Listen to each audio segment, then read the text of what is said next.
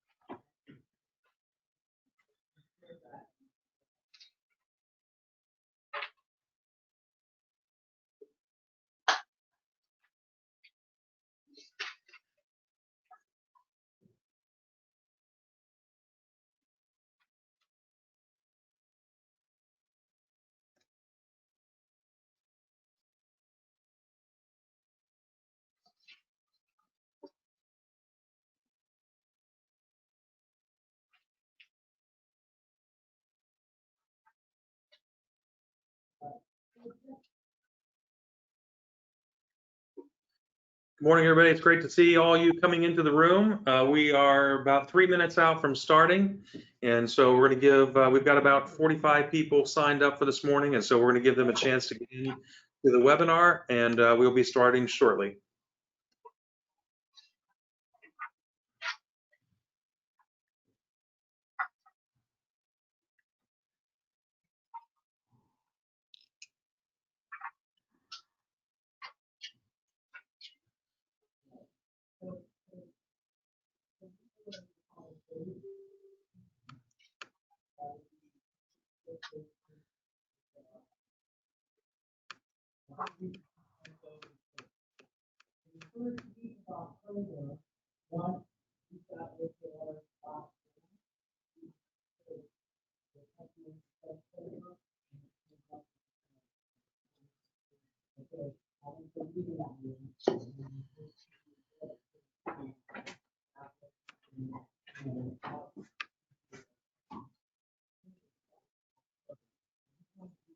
Okay, it's off. I know, I just. Okay.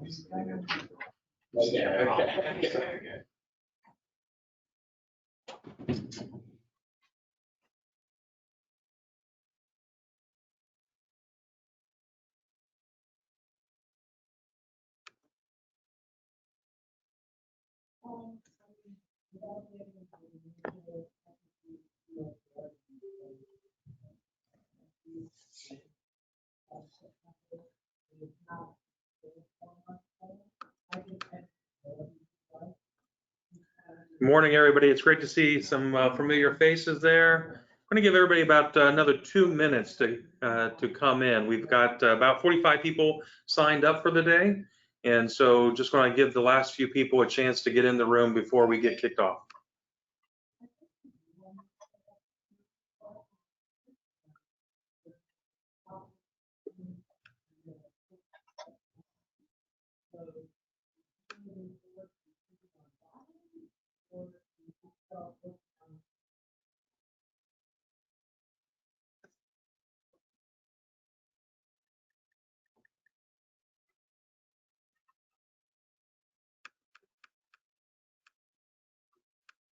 All right. Got a few more people just waiting in the waiting room to come in. So 1 more minute, we'll get started. Well, that's my name. So my name is.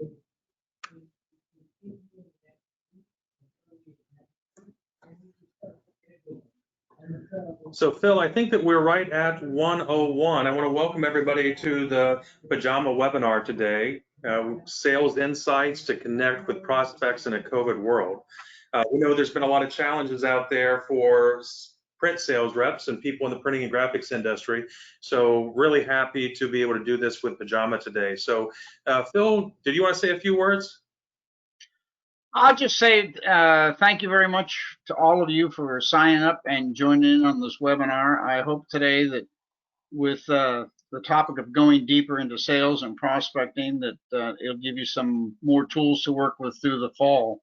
Keep an eye on your computers as we get along in the fall towards the holiday season for any other programs that the association will get involved with. And with that, I'd like to turn it over to Jim Morgan to get started. Thanks. Great, thanks so much, Bill. So I really appreciate organizations like Pajama during challenging times like this. And I want to thank Jay Goldshare and Phil Gray for really inviting me to come in to speak.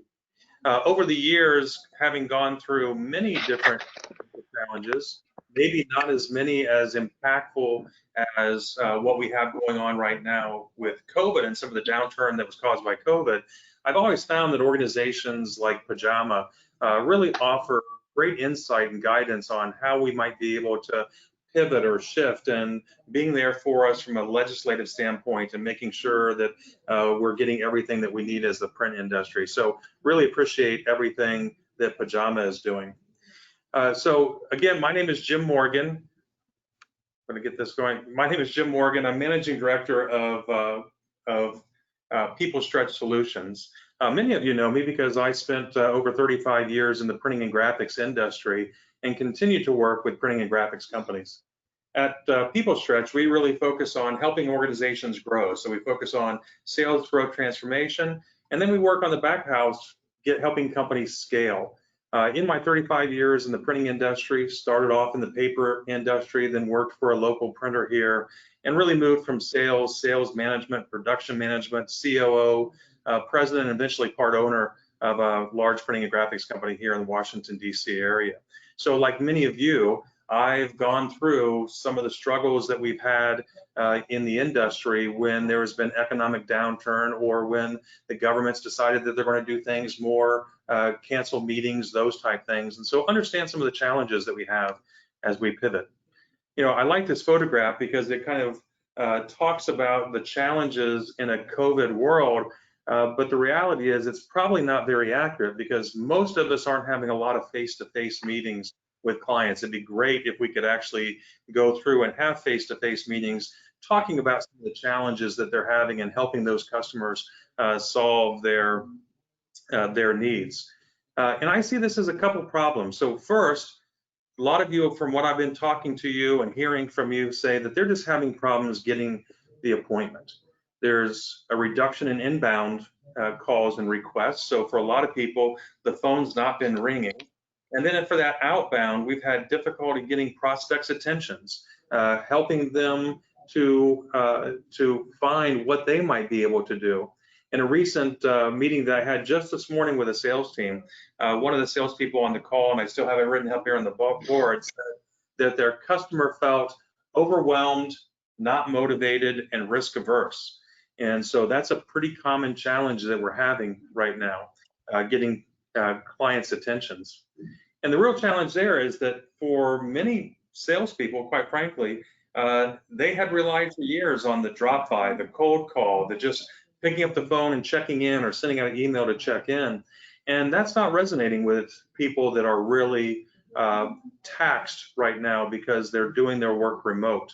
And so part of it is, how do we break through with those people? The other problem we have is how to identify opportunities once we get with prospects. So there is this concern that sometimes they don't know what they need. They know their revenue's down. They know that their memberships are lagging. They know that they're trying to engage with their employees who are now remote, but they're not quite sure how to go about doing that. They're hesitant to change, and for many of them, because all they have heard is that the economy is going down or that there's struggles, their immediate focus is on, what do I need to do from a cost standpoint? So for today's agenda, what we're planning on talking about is looking at what are 8 things that you can do right now that might help you improve your approach and get more appointments, might help you provide more value or in any touch point that you're going to have with a customer, and how do you increase the value that you're bringing to the table, and start to develop or refine the process that you're doing to drive results. I'm going to pause there just for a minute to let you know that there's a couple ways that we're going to interact. We do have one poll that's going to be going on throughout during the talk, as well as I've got a question block open here as well. So we would love, Phil and I would love to be able to have us all in one room and have this interactive and have exercises that you can do and specific things that you can take away. like we did last summer. Unfortunately, we're doing this virtually, and so with the number of people that we have online, we need to rely on using the questions. So you should be able to see right there on your screen a place that you can enter any questions, and I'll try to pause along the way in order to be able to answer those questions. So let's look at those 8 things. And let me say that they're not 8 simple things. It's not a checkbox that you can just go through and do these 8 things. Some of them you may already be doing. Some of them are going to take longer for you to master. And some of them you might say, no, I'm going to focus on these 2 or 3. But I'm hoping that you'll walk away today being able to take 1 or 2 of these and really to be able to change your approach in order to have a bigger impact. So let's start off with the first one. The first one is change your perspective. So, frequently if we're wanting things to change, it needs to start with you and the way you approach things. I find that a lot of printing salespeople that I talk to, or people in the printing graphics industry, have pretty much relied on doing the same things that they've always done and hoping to get slightly different results. And I think we all know that that's that's the definition of that. You're not going to get change by doing that. So let's look at the areas that I think that you can really benefit if you start to view things from a different angle and change that perspective. So first, going from desire to commitment. I talk to a lot of salespeople, and almost all of us want to succeed. We have the desire to do better, but many of us have commitment challenges. We have conditional commitment. We're not willing to do whatever it takes to be successful, to be able to put in the hard work, to be able to put in the time, to think differently, to train, to be committed to doing whatever it takes in order to be able to really change your fate and to be able to grow business and be successful. So the first one is just really taking a self-reflective look and say, am I willing to do everything I need to do in order to be successful, in order to grow my business? The next one is, how do I become more proactive as opposed to reactive? Let's face it, for years, there's been a lot of people that have sat by the phone and the phone was ringing pretty heavy, so they could react to any quotes that come in. We could react to any opportunities that come across our threshold and be relatively successful. But in downturns like this, we've got to figure out a systematic way as to how we're going to be more proactive in our sales pursuits. And so, does that mean having a process around your prospecting? Does that mean creating more strategies on how you're going to do outreach, working with your marketing departments, or being the marketing department for many of you who are solopreneurs or are a small sales force of 1 or 2? How do you become more proactive in targeting the organizations you're going to go after and planning that pursuit? We're going to talk about that a little bit more in a bit. The next one is winging it versus being prepared. I will tell you that, there's a lot of salespeople out there, myself included, that were in the printing industry for 35 years, and you started to believe that you could just show up to a meeting or you could pick up the phone and call, and you'll be able to wing it. You've done it for a long time. You'll be able to respond to whatever it is that client might need. But we're finding that for success, people really need to prepare for every interaction. The number of jobs out there, the number of opportunities out there have diminished. And so that next call, that next email that you send, that next meeting that you have may represent a fairly significant piece of your monthly revenue. So how do you prepare for every interaction that you're going to have with a prospect? Having a production mindset versus a solutions mindset. Now, I'll be honest, I've probably gone out to most of your websites for the people that have been signed up this morning. And a lot of you talk about the presses that you have or the equipment or the services that you offer. There are a few that talk about what are the types of products you produce, that you're producing brochures, you're producing large format signs and those type things. But there's even fewer still that actually have a solutions mindset. When I say solutions mindset, what I mean is, what are the problems, what are the common problems that your customers have that you can solve? And so I've gone to a few websites out there of yours that actually have some white papers or have some case studies that talk about a challenge that a company had and how you were able to develop a solution to solve that problem or how you were able to drive the results that that customer had. Now, am I saying that you have to go and change your website? No, what I'm saying is you need to change you. And so how can you, when you're going into a meeting, start looking and listening for the cues as to what are the true problems that this client's having? How is it impacting their company? How is it impacting them? How can I help them be how can I be an advocate for solving those problems? And so really taking that mindset from these are the things that we produce to these are the problems that we solve. The next one is looking at cost versus impact. I talked about that sales rep this morning that said that, you know, they're risk averse. Frequently when we're talking to customers and risk averse, that means I'm going to stick with the people I've always been working with. And I'm going to, if I'm going to change, I'm going to change because of cost, because everybody is looking for that lowest price. But I would challenge that the best salespeople, and if you're going to really get ahead, one of the things you need to start looking at as we're identifying those solutions, what are the problems that your customers have, then looking at what's the impact that I can have on this organization, or what's the impact that this organization is looking for.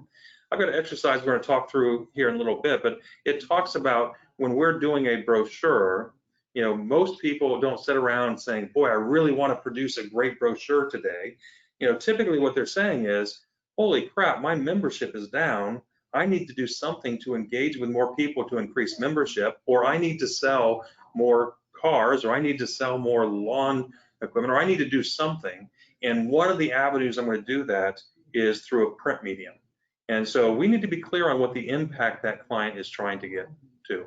So if you look along the left-hand side of here, you know, I've got the desire, but I'm pretty reactive. I wing it. I'm production focused. And I frequently go back to my estimating department and say, hey, can you get the price down? Or we really need to be tight on this one. I think that that probably describes a lot of the people that I work with when it comes to print salespeople or people in the printing industry, as opposed to those people who are really proactive about their approach. They're committed to doing whatever it takes. They prepare and they look for ways that they can solve problems with their customers, and they're able to articulate not just the types of work you do, but the problems that that solves and the impact that has on their client organizations. So again, first step in all of this, and this is a pretty big step, is how can you start changing your lens that you view things for? How can you start changing your perspective on going out to the marketplace? So the second I have is having a disciplined prospecting process. Now, we find that any organization that has a defined prospecting process, sales process, closing process, studies show that they have a 15 to 20% increase in closing for revenue. But a lot of people don't follow a process. So in our last survey, in our last webinar that Pajama did, we did a survey asking how much time everybody spends per day prospecting and following a process. And 40% said they spend less than an hour a day. 50% said they spend between an hour and 2 hours a day. So that means that 90% of the people in our webinar said that they are spending less than 2 hours per day working on generating new business and following a process to generate new business. And this was in the middle of the summer at a time when probably revenue and sales were at their lowest point. So we need to commit to following a process. Now I'm going to talk to you a little bit about our process, and we've shown this in our each of our previous webinars. This is a prospecting process that we call TERPI, and it really looks at targeting, research, planning, and execution.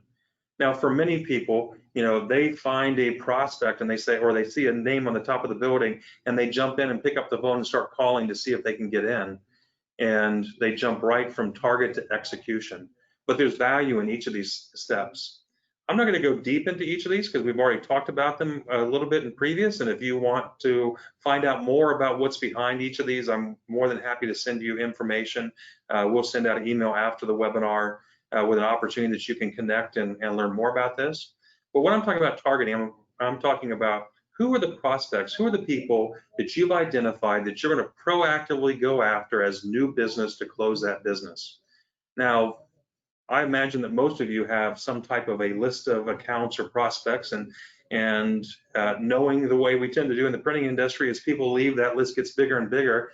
And so I've seen organizations where people have had as many as 100 people on their prospecting list, or as many as 500 people on that prospecting list. And that's not really targeted. You know, that's the people that, hey, if they happen to call in, I'm going to do a land grab and I'm going to claim those people. But when we're talking about targeting, we're talking about who are the 10 to 20 accounts that for this quarter, you're going to proactively, week after week, work to be able to progress that to close. And so why do we talk about 10 to 20 accounts? Because we find that most reps, if they look at more than that, that they're not going to weekly have an impact on moving those forward. They're going to just touch a lot of different people, and then it's going to be 3 to 4 weeks before they come in and touch that next one. The next step is research, and you know, I'm going to talk about this a little bit more in a minute, but research is one of the critical pieces of any prospecting process.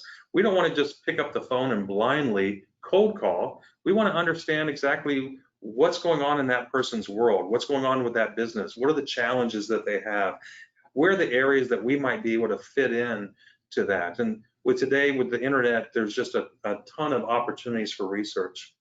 Planning is all about how you're going to plan out this execution. We know that it takes 8 to 10 touch points to be able to connect with any prospect. So if we don't have a good plan, that means we're probably just picking up the phone or sending out one email, and then we're calling up and checking back on that last email, or following up on the call, or still trying to, we're not being very creative in how we're planning. And then that execution, as I mentioned, it takes 8 to 10 steps according to Gartner or some of the other surveys to get a hold of somebody, but most salespeople stop after the second or third try. So how have we planned out that execution, and how do we actually take the actions that we're looking to do? Now, you might ask, how is all of this impacted by COVID? And there's a couple things that I want to point out. So first, on the targeting standpoint, we've traditionally targeted the print buyer or an admin or a lower level. And those people frequently understand the products that they're asking for, but they may not understand the challenges that the organization's having and the impact that they might have if we were able to help them solve those challenges. So one thing you want to consider during COVID is, how do I move up the food chain? If I'm going to go out and prospect for a new association, shouldn't I connect with the executive director first? If I'm going to go towards a large corporation, should I be talking to the VP of marketing as opposed to somebody that might be in a lower level product section? So one thing on the targeting is, how do you move up the food chain and go higher up? On the research, it's more important than ever. The fact of the matter is that right now people just don't have time to be able to have you call and not really know who they are. And so getting serious about the research, and that goes right into the plan, having a good solid plan to execute.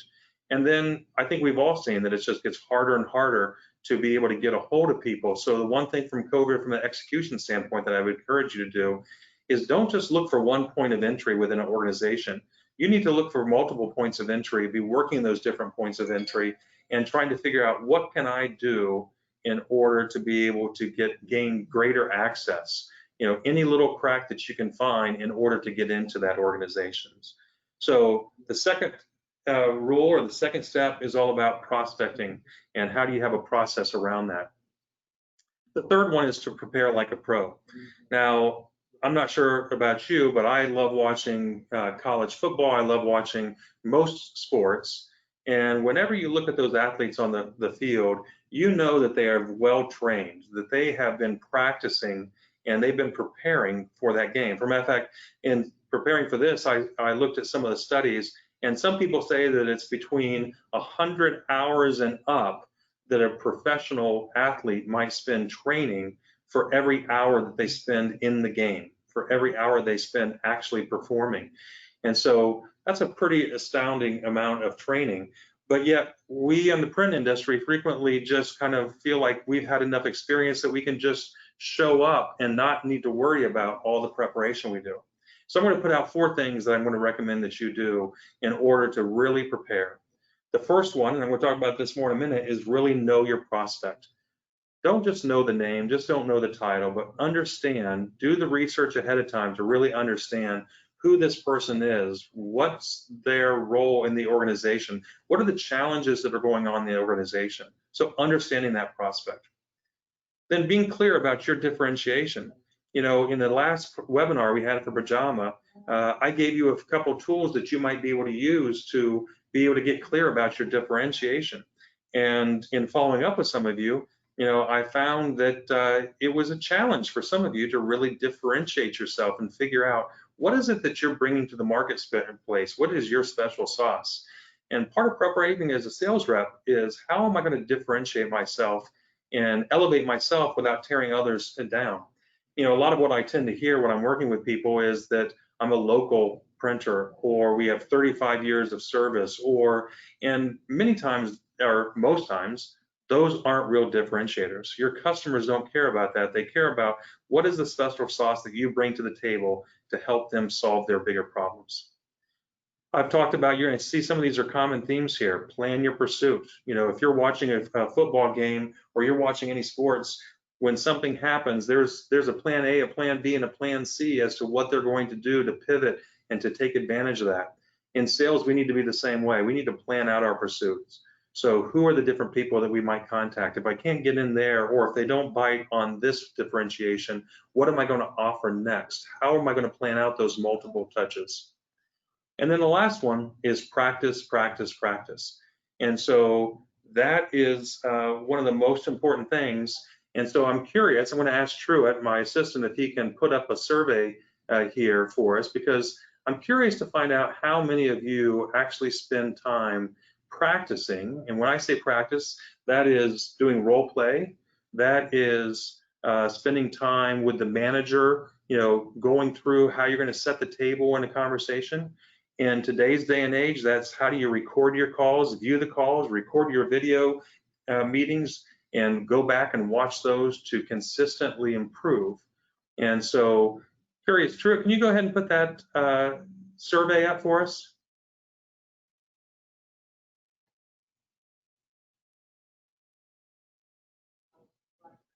I think I may have lost Truett, so I'm going to go on. He says the poll's open right now. So you should be able to see a poll that talks about what are the ways that you practice. So do you role play? Do you do call recording? Are you writing scripts? Or are you in that camp of, I'm good at what I do, I really don't need to practice?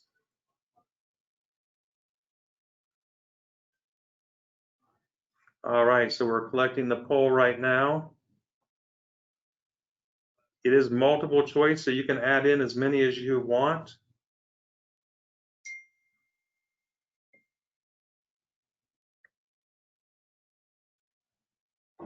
All right, I'm going to close out the poll. All right, so we had about 60% of all the people on the webinar were able to participate. And so I'm sharing those results with you, but we had 16% said that they spend time role playing. 21% are recording their calls and reviewing the calls. 74% actually write out a script, so high five on that. That's great that you're actually doing that. That's a much bigger number than what I see in the field, so that's fantastic that you are spending time doing that. And 21% said, hey, I've got this. I'm good enough that I don't need to actually spend time practicing. So good job on the poll. So the one thing that I want to make it clear is that really success during the call, success during the meeting relies so much on what you do before the game. So it's all that preparation that you do before you actually get in the call that's going to make those calls much more successful. So the fourth thing I'm going to recommend that you really need to do, and I've talked about this a little bit, is understand your prospect. Now, when Truett first came up with this photograph for me, my assistant, I looked at this and said, I'm not sure that that's the best photograph. And then as I started thinking about it, this is exactly what your customers or many of your customers are going through. They're challenged with working from home. They're challenged with making sure that they are the primary daycare provider sometimes, or helping their students or their kids go through classes. Many of them are frustrated because the walls between work and home have started to blur, and so they're working a lot of hours. And so this drives them more and more into that state of I'm just going to stick with the status quo. You know, when we are looking at who our competition is, we have to remember that the number one competition that all of us face is status quo, doing nothing, staying with the exact same thing we've always had. So frequently when we approach things that we're just going to bid and see if we can beat the competition, you know, that's not your competition. The competition is getting the client to do something different and getting them out of that status quo mode. So let's talk about what understanding your prospect must look like. And again, these are the things that you want to do before you speak to them. You know, understanding who might be entry points getting in there. What are the challenges that the company is facing? Look at their news page and understanding exactly what it is that they're trying to do, and to be able to assess, you know, what does success look like for them, for their clients. Looking at the problems that you might be able to solve. And the whole point of all of this is to try to develop what you've heard me refer to before as the hypothesis of need. So what are the things that are going on within that organization that might be a reason for them to meet with you? After this, I'll send to each of you kind of the research template that we use, and you may each in your companies have different research templates that you use to gain information to really sharpen that edge and make sure that you're prepared with good insights before you go into that meeting. But I'll share that with you. But the key here is, what impact would you have if you were to help solve that company's problem? Now, I want to talk a little bit about impact because, you know, this is an area where I see people struggle when they're going through this concept of understanding the customers and understanding what they need versus the impact of it. So these are actually 5 real life examples. So these are examples where I was either working with the client or I was working with the sales person to uncover what an impact might be of a particular need. So I want to just look at a couple of these. So first one's a postcard. So this company was mailing out postcards. I think it was like a heating and air conditioning company. And so when we started digging in to say, well, what are you trying to do? I see that you're producing X number of these postcards. What are you trying to do? They said that, well, really, we get a certain percentage of respondents back, and from those, we typically get between 40 and 60 new prospects. And so each of those prospects, when we're signing them up, they spend $69 in the fall and $69 in the spring to update their units, heating and air conditioning units. And of that, a percentage of them actually buy a new unit. And so we figured that the lifetime value of that particular prospect or any customer is roughly around $2,500. So for this postcard, they're trying to get 50 new clients at $2,500 lifetime value. That's $125,000 lifetime value. Now, the reason why I look at it this way is because if I'm trying to talk somebody into doing an oversized postcard, or I'm trying to talk somebody into changing that postcard to a mailer, or creating some type of interactive email that goes along with it, or something of that nature, or doing a little bit more data mining in order to find out specifically who are the people that are more likely to respond, that all costs money. And if they're in the mindset of, I'm just looking at cost, then they're not going to be really looking at what can I do to increase the value that I'm bringing to the table and be able to have comfortable having that conversation. But if I know that, hey, if I can design this in such a way that you might be able to get 10 more clients, that's another $25,000 in lifetime revenue that you might get from this. So that's just one example. I'm seeing that my screen is locked on.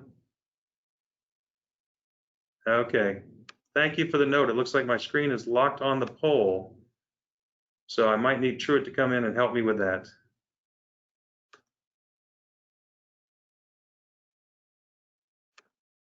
Okay. So let me know if you can see the screen. Sure, can I see the screen? Yeah. Okay. Okay, hopefully we got that worked out. Want to talk about another one of these. I'm going to pick one that is relatively recent. So an event flyer. So I had a client who their annual meeting turned to a virtual meeting, and now they needed to deal with what are they going to do to get people to sign up for the virtual meeting? And so they set a price of $350 on that virtual meeting for people to attend, and they were looking to get 3,000 attendees. So when we do the math on that, they're trying to get a top line revenue of just over $1 million. So when they first came and started talking about what do they need to do for, it was essentially all email campaign in order to get to that audience. And we started looking at what we might be able to do with either flyers that went out in other pieces of mail that they're already sending or in their magazine and those type things in order to increase the attendees. There's a real tangible revenue to what they're going to gain if we can look and understand what the impact we're having. So you can see some of the other examples here. These are actually real live examples that that customers have worked with on. And so part of when we're doing that research is we're trying to understand what are the things that we might be able to do to have an impact. Now, I'm going to pick one of these, and I'm picking associations right now just to give you an idea on how we might go about doing some of this research. Now, I would typically do this on a specific association or a specific company, but I didn't want to take the chance of accidentally hitting an association that might be one of your customers out there. And so I wanted to generically talk about how you might do a little research to start finding out what are the things that you might be able to impact, or what are the things that could be a challenge that we would address. And so I quickly, this probably took me 5-10 minutes.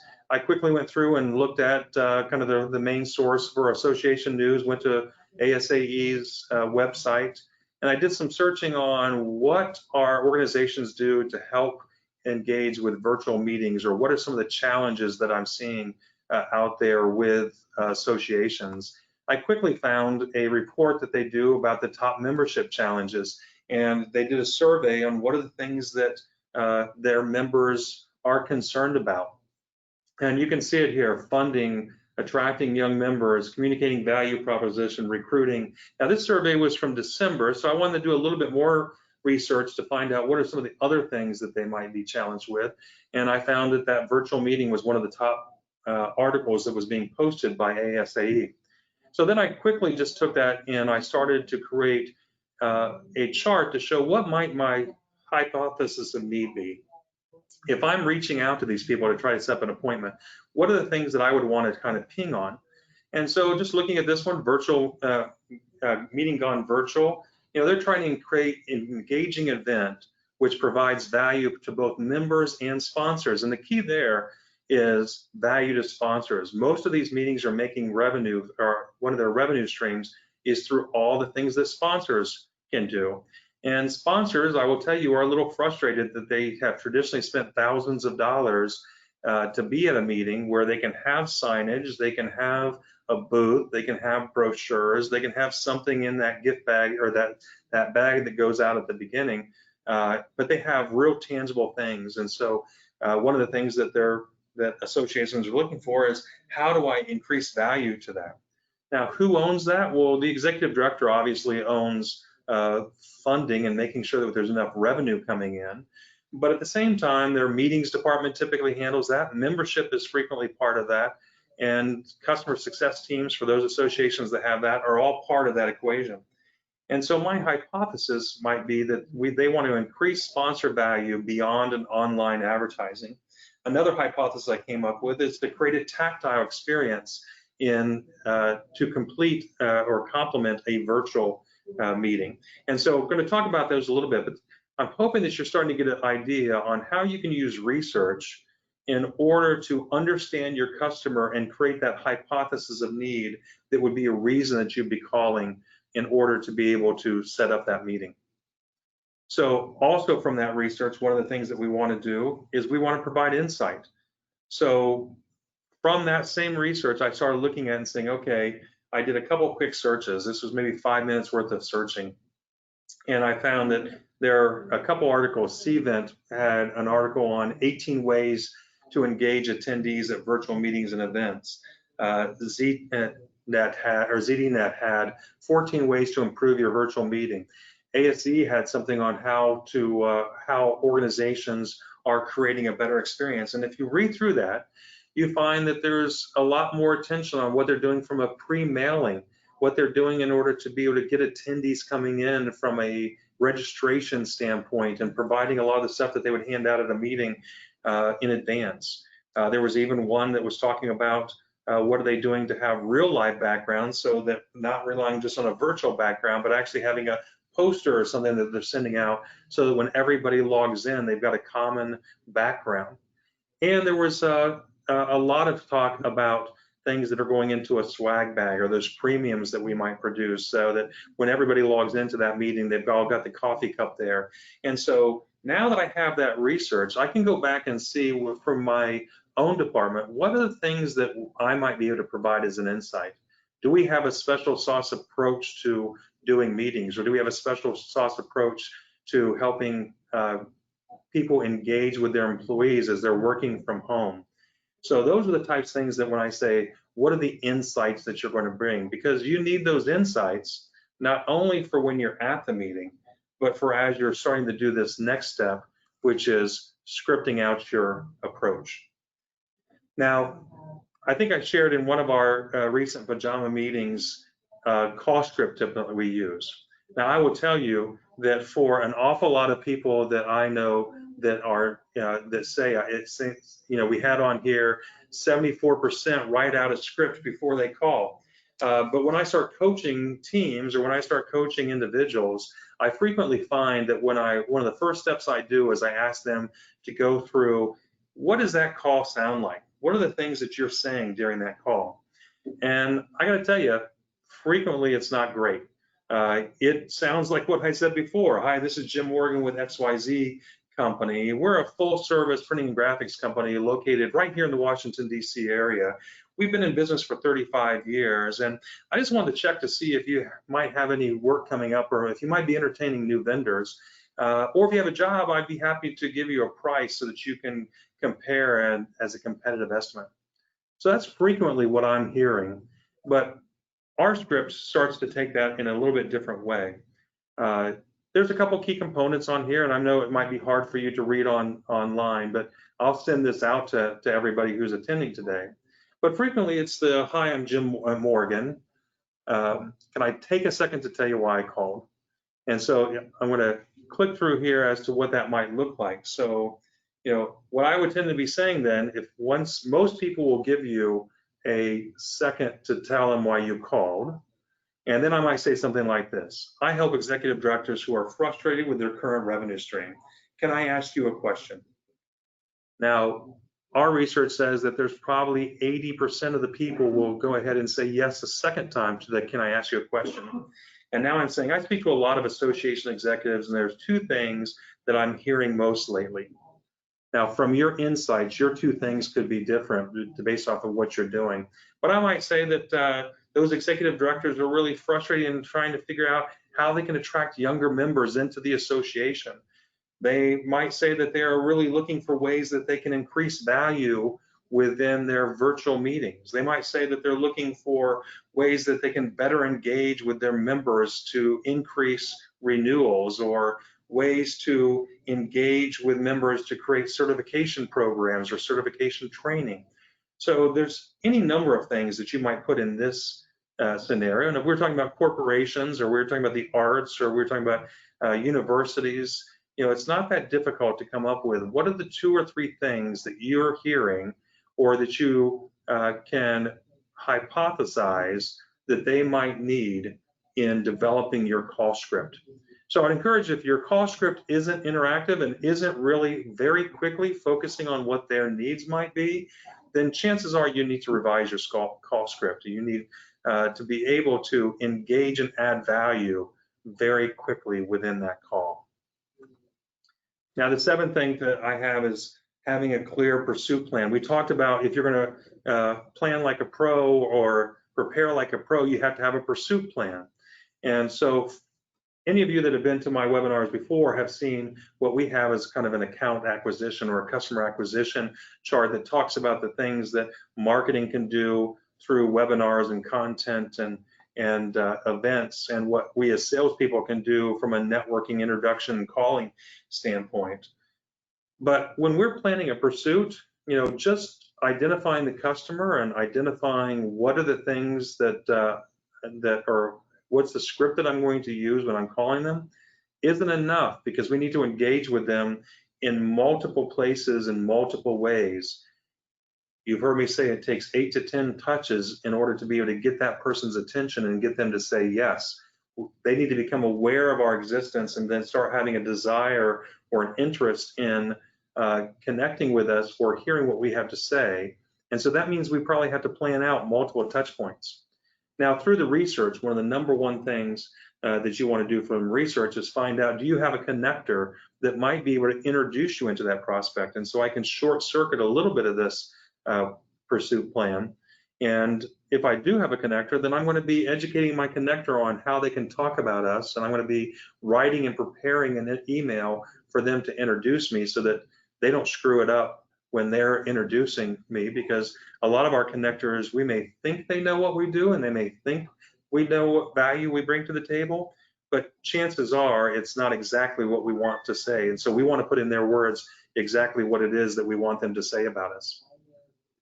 Now, if we're going direct, I've listed some things here that we want to map out. Now, I will tell you that pre-COVID, we would have said that you're always starting with calls and you're trying to call multiple times and catch that prospect in early in the morning or later in the afternoon, or now the most recent HubSpot says that the best time to call prospects is Wednesday and Thursday afternoon between 3 and 5. And so we would be focusing mainly on calls. But the fact is, in today's environment, we need to establish value early and often. And so sometimes it's easier to do to start piquing interest in establishing value either through an email or through a direct mail, through a social post that you're doing. There's more people that are using video and emailing video, or providing some type of a bulk email. We are in the printing industry, and so creating some type of a real direct mail piece or bulk email to get in front of them. I know here at my office, I've received 3 things from printers in the last several weeks that were larger packages that were designed just to be able to get my attention and hopefully get my call. So when you're looking at those top prospects, you're only looking at 10 to 20 top people that you're trying to engage with this quarter, because while we'd like to get a lot, the fact of the matter is most of you, if you got 3 to 4 really new great accounts this quarter, it would be a game changer for you. And so how do we focus in on those? And then for each one of those, how do we plan out a specific pursuit plan as to what are we going to do this coming Tuesday? What are we going to do on Thursday? How are we going to hit them the week after? What's going to be the next step? Can we plan out a 3 to 4 week touch?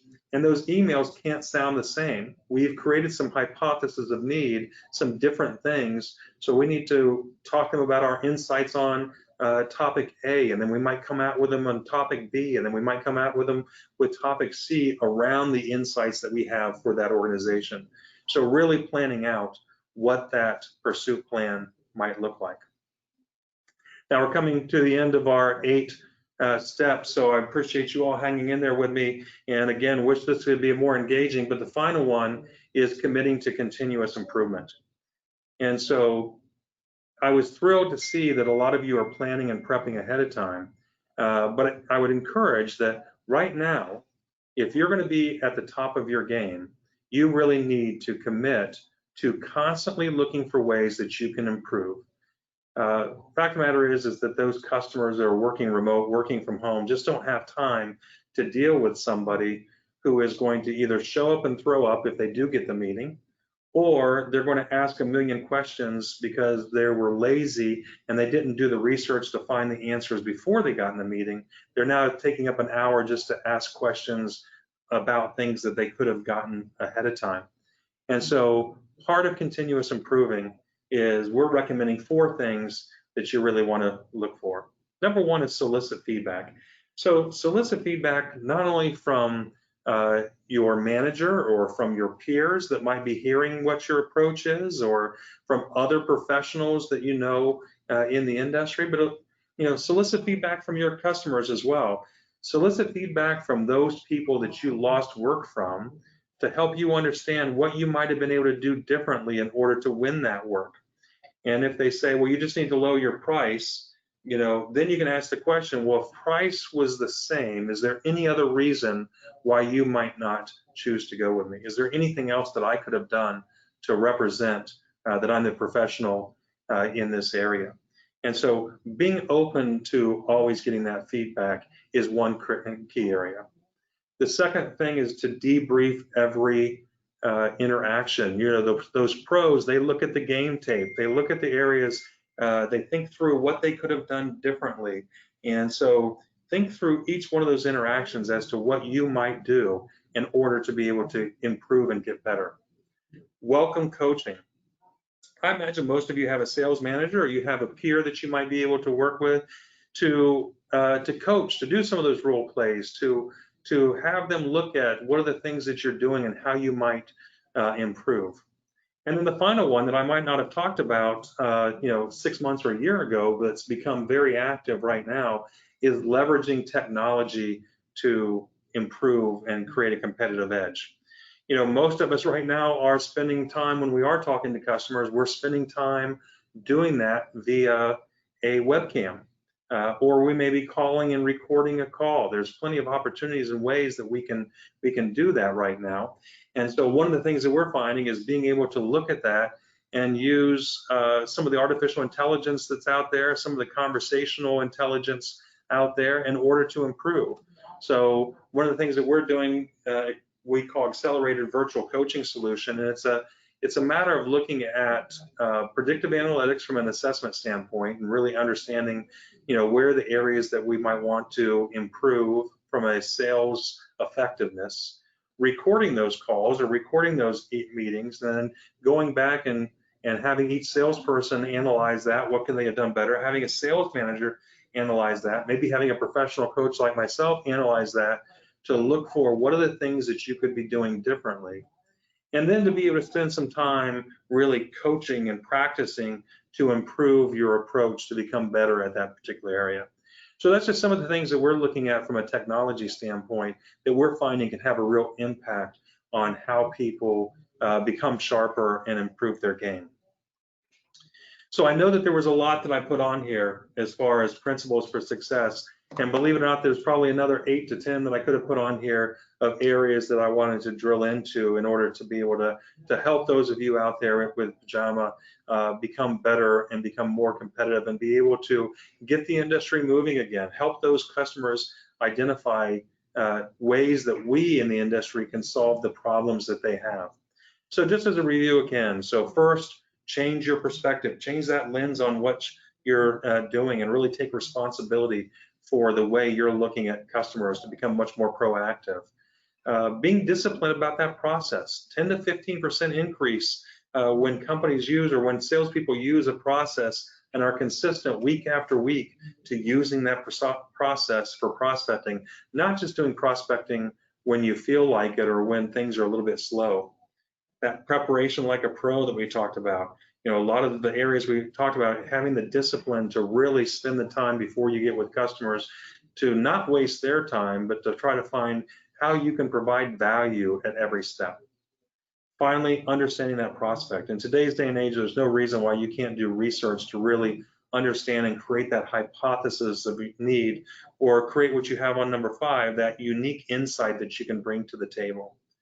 Planning out that script for your outreach and really getting that sharp and being able to, again, provide value at the first touch in your emails. Don't make the customer go down through that email and not get to really what you're offering or what the value is until the second or third paragraph. Really focusing in on that. And then having a clear plan of pursuit, and finally committing to continuous improvement. I would hope that each of you would find time in the next week or two to really sharpen your skills, become better at what you do, because quite frankly, your customers need it and your income in many cases depends on it. So I know I've been talking for a long time and I appreciate all of your attention during the meeting. I haven't seen a lot of questions, but I want to just pause for a second to see if there's any questions that anybody might have for me online before we close out our webinar today.